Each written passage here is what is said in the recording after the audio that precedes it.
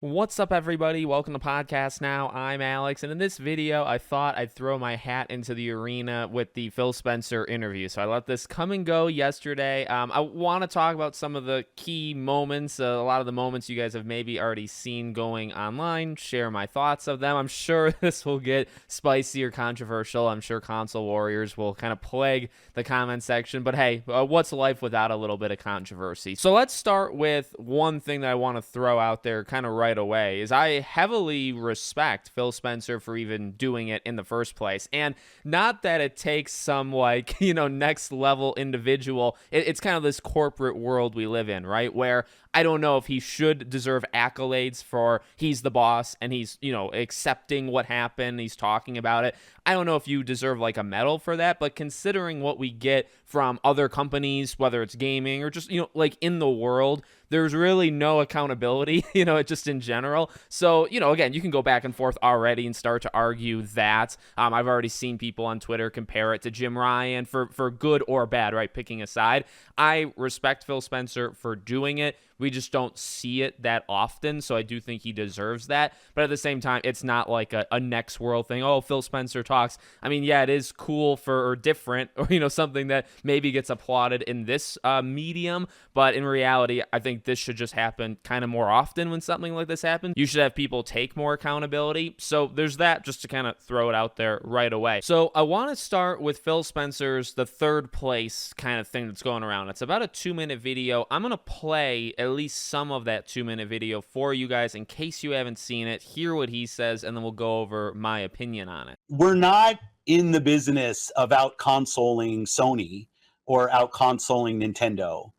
There isn't really a great solution or win for us. And I know that will upset a ton of people, but it's just the truth of the matter is that when you're third place in the console marketplace and the top two players are as strong as they are and have, in certain cases, very discrete focus on doing deals and other things that will that kind of make being Xbox hard for us as a team. That's on us, not on anybody else.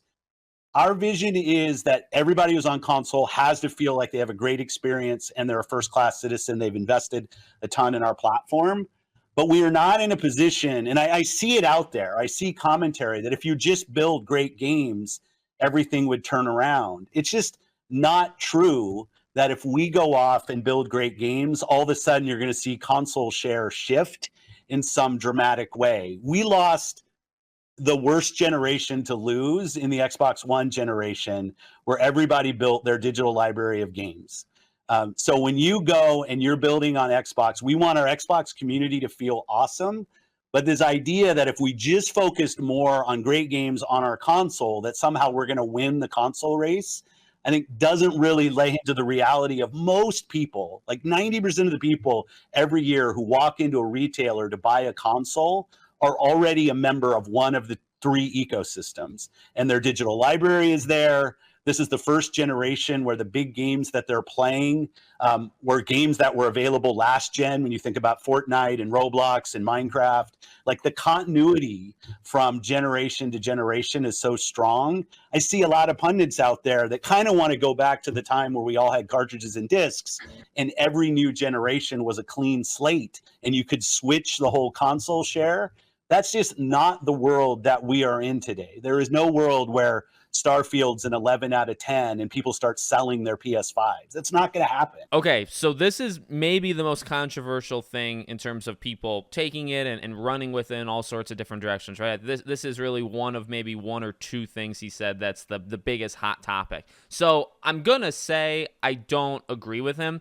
I've seen arguments for him. I've seen arguments against him. I think I kind of lie in the middle, but maybe more against. And so let's kind of dig into it. So I think the idea of what Xbox is going for, and I don't think he represents it all that great in this clip. I think it's actually another time that he talks about it, right? The being able to play it anywhere and Game Pass and this entire thing. Xbox is not in the market to sell more consoles than Nintendo and Sony. So while he doesn't like outright say it, I mean, he kind of has said that in the past, right? So that is an argument I've seen made for him where, well, yeah, they are in third place, and the whole idea of what he's talking about is they pivoted their strategy. But what I would say to this specific, quote, this little monologue that's the, 2 minutes and 15 seconds, it's a lot of, well, the first 50 or so seconds is a lot of excuses. And that's how I see it in my mind, is him saying, well, we're in third place. Nintendo and Sony, they're so strong, but also, and he's talking about Sony, obviously, right? They've made deals that have made being Xbox hard. I mean, that is true, and we have found that out by, the court stuff, and that Sony, will talk to some of these Japanese companies and basically lock them in and make sure that they can't even talk to Xbox. But I would wager a bet that Xbox does that as well. And even if they don't, and you want to argue that, you can go, well, what about Bethesda? What about just buying a Titan in Bethesda and then locking their games? What about what's going on right now, Activision Blizzard?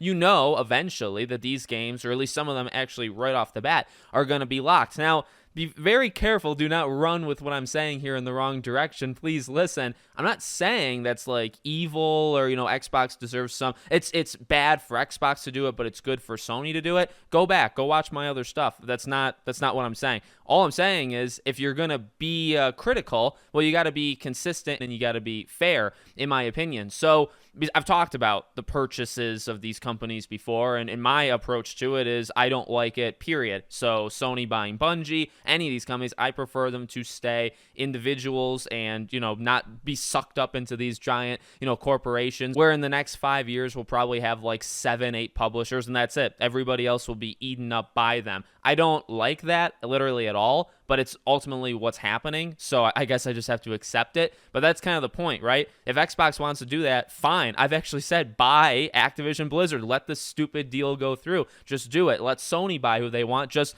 go all in. If you're going to do it, which is what's happening, just go for it. So my point here is I don't know why he needed to say, like, that's a dig. And I guess it's fine. He can do digs. I mean, it's been done on both sides for sure. He can do a dig, but you got to understand, or he's got to understand, like, they are doing similar, or they're just doing in the same scope of things. They're also doing it. So I don't really know what that had to do with any of it. But I would say the general idea of we're in third for console share and we'll always be in third. And that to me is not something that I would like a leader to say. Now, again, I actually understand the argument that, well, they don't care. They don't care about selling Xboxes. They care about getting Game Pass to as many people, and you can play on your TV and your phone and streaming and all. Like, that's their goal, and they've gone all in for the last 10 years on that, and they've done obviously it's been progressing more and more, and they've done honestly a really, really good job, far more than Nintendo and Sony. So what they've gone for,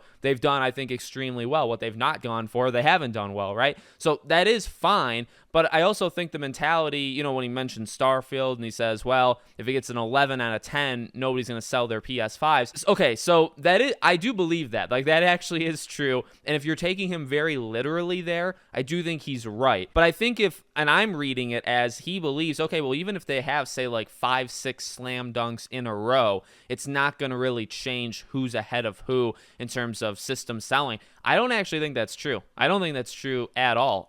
Yes, there is, I think, a built-in PlayStation base. I don't think you can ever truly you can never take all of them away, and you probably even can't take a large amount of it away. I do think there is these jumps in generations where people already have kind of preconceived favorites, right? So you had a PS4, you go into the next gen, you're going to get a PS5.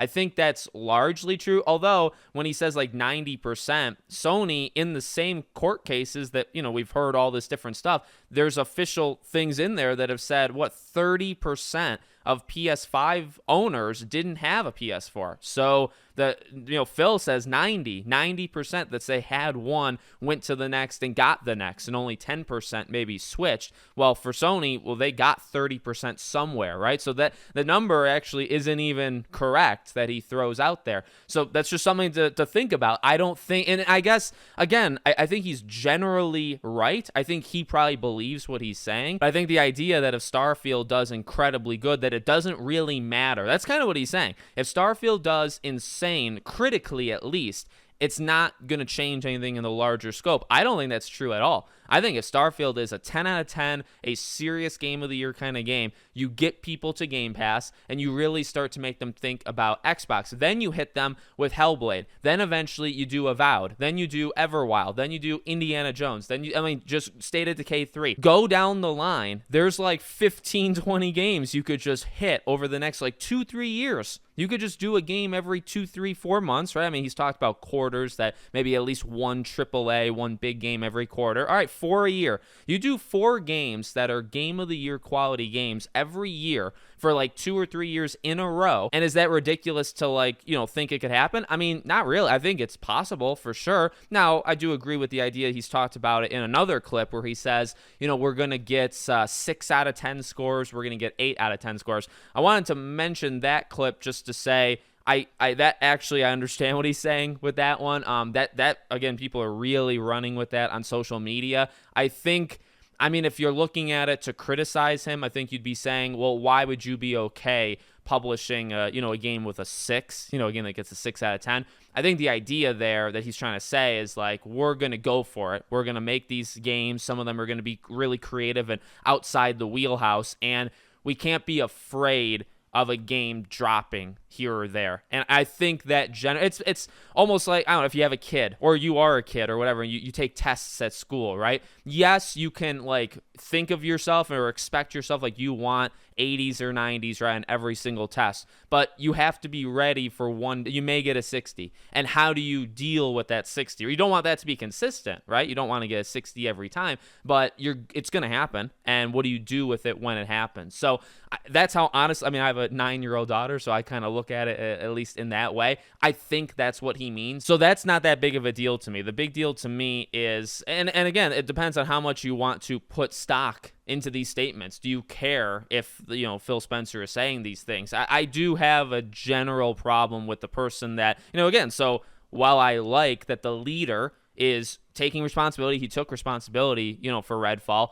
So talked about how, he thought it was going to get a bigger score, better score. They had done like mock reviews. There's a lot of mock reviews in the gaming industry. I don't know how accurate they are. They don't really seem to be all that accurate. But, he takes accountability, all that stuff. But then by saying, hey, we're in third, which is, I guess, factually true. So he's not lying or, it's not even putting anything down. But we're in third. And really, no matter what we do, we'll be in third. Yes, you can say they don't mind being in third and they're trying to do other things. And they are trying to do other things. But I actually don't think you need to be in third. I think there should always be a healthy competition between Xbox and PlayStation where they're both selling really well or they're competing kind of against each other. I think that makes sense. I think that can work. And how do you do that? I think you just have a string of good games.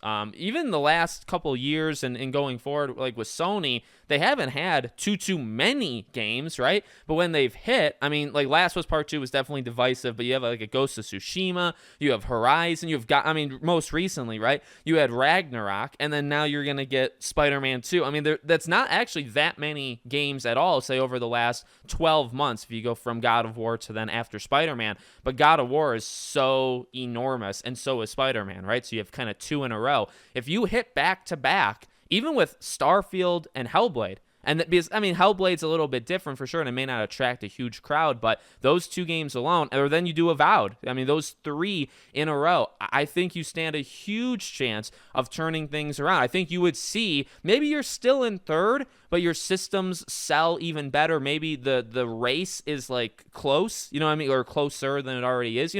Like things like that. You may still be in third, I suppose. I don't actually think so. I think if you had a huge streak with Xbox, you'd be in second. I fully believe that. But then also, even if you are in third, you would still be doing better. And I don't know if he's necessarily saying the opposite to that, right? Where it's like, well, we're okay with not having streaks of good performances because we don't really care. I think you can have streaks of good performances and you'll see Xbox sells better. You'll see Game Pass sells better because of it. And that should be something, even if it's not your main goal, that should be something that you are striving to do. So that's really, I would say, my most aggressive opinion on the entire thing. It really just comes down to almost being okay with it, even though I see that, even though like it is true, and the arguments for him are also true that that's not their goal. I don't think you would still accept that. I don't think you would still say, well, we're third, we're completely fine with being third, but also, even if we do good,